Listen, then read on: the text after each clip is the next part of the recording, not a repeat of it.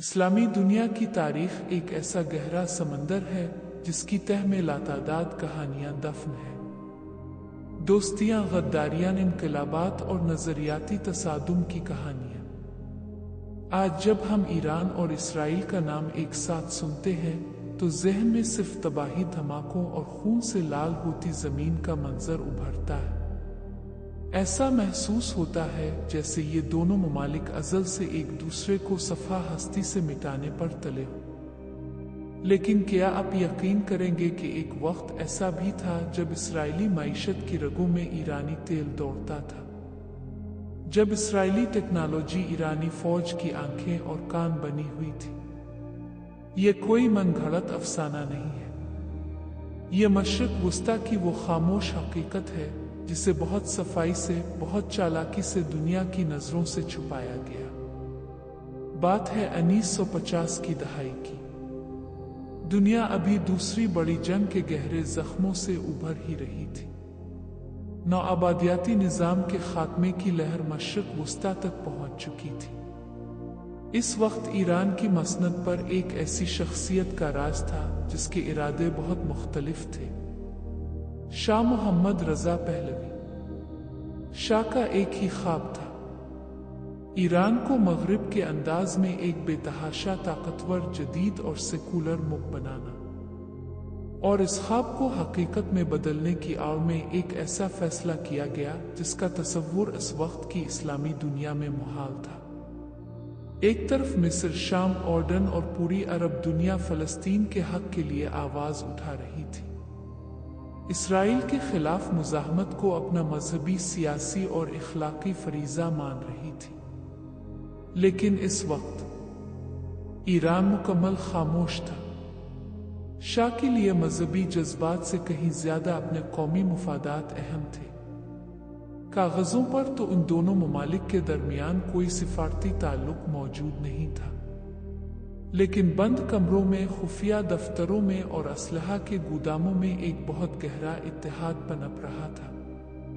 ایران کی خونخوار خفیہ ایجنسی ساواک کو نگرانی، تفتیش اور شکنجہ بندی کی خوفناک تربیت اسرائیل کی موساد دے رہی تھی۔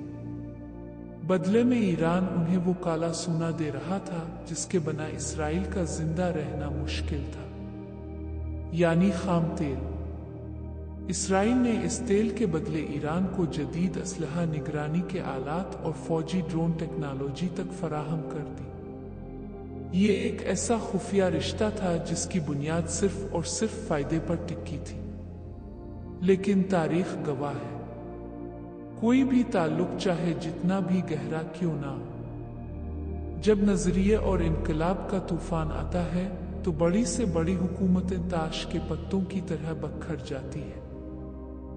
سال 1979 ایران کی سڑکوں پر خون اور انقلاب کی آندھی چل پڑی۔ شاہ کی وہ حکومت جسے کبھی ناقابل شکست سمجھا جاتا تھا، وہ زمین بوس ہو گئی۔ یہ کوئی عام سیاسی بغاوت نہیں تھی، یہ ایک نظریاتی انقلاب تھا جس نے صدیوں پرانی سلطنت کو ایک اسلامی جمہوریہ میں بدل دیا۔ 15 سال کی لمبی جلاوطنی کے بعد جب آیت اللہ خمینی پیرس سے تہران واپس لوٹے تو عوام کے سمندر نے ان کا استقبال کیا، اور اس نئے نظام نے دنیا کو اپنا پہلا اور سب سے صاف پیغام دیا: اسرائیل اب دوست نہیں، دشمن ہے۔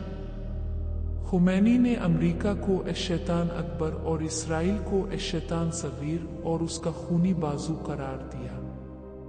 تہران کے سب سے اہم علاقے میں موجود اسرائیلی سفارت خانے پر تالا لگا دیا گیا اور چند ہی دنوں میں اسے فلسطین کے سفارت خانے میں تبدیل کر دیا گیا۔ ایک ہی جھٹکے میں وہ خاموش دوستی ایک خوفناک اور علانیہ دشمنی میں بدل گئی۔ فلسطین کی آزادی اب محض ایک سیاسی نعرہ نہیں تھا، بلکہ اسلامی جمہوریہ ایران نے اپنی نئی خارجہ پالیسی میں اسے اپنا مذہبی فریضہ بنا لیا تھا۔ خمینی نے برملا کہا کہ اسرائیل ایک ناجائز اور غاصب ریاست ہے جسے طاقت کے زور پر قائم کیا گیا ہے اور اس کے وجود کو مٹانا ہوگا۔ جب آمنے سامنے کی جنگ ممکن نہ رہی تو ان دونوں طاقتوں نے موت کا ایک نیا راستہ چنا۔ शैडो वॉर यानी एक खामोश और खुफिया जंग। लबनान से लेकर गजा तक ईरान ने हमास, इस्लामी जिहाद और हिजबुल्लाह जैसी मुजाहमती तंजीमों को असलहा, पैसा और इंटेलिजेंस सपोर्ट देना शुरू कर दी। इसराइल के चारों तरफ एक डरावना शिकंजा कसा जाने लगा। 2006 की इसराइल और हिजबुल्लाह जंग ने यह साबित कर दिया कि ईरान इसराइल के खिलाफ एक मजबूत महाज कायम कर चुका है। लेकिन इसराइल भी चुप बैठने वाला नहीं था। 2000 की दहाई में ईरान के जौहरी प्रोग्राम ने इसराइल को सख्त तशवीश में मुब्तला कर दिया। साल 2010 में इसराइल और अमेरिका ने मिलकर ईरान के न्यूक्लियर प्लांट्स पर स्टकिसनेट नामी वायरस से एक खौफनाक साइबर हमला किया, जिससे यूरेनियम अफजूदगी का अमल शदीद मुतासिर हुआ। बात यहीं तक नहीं रुकी। मोसाद पर ईरान के बड़े एटमी साइंसदानों को चुन चुन कर कत्ल करने के इल्जामात लगे। साल 2020 में डॉक्टर मोहसिन फखरीजादा का दिन दिहाड़े एक इंतहाई पेचीदा तरीके से किया गया कत्ल इसी खूनी खेल का हिस्सा था। शाम, इराक और यमन जैसे ममालिक अब उन दोनों की मौत की बिसात बन चुके हैं। और फिर दुनिया ने अक्टूबर 2023 का वो खौफनाक मंजर देखा। इसराइल ने गजा पर तारीख की सबसे शदीद और भयानक बमबारी का आगाज कर दिया।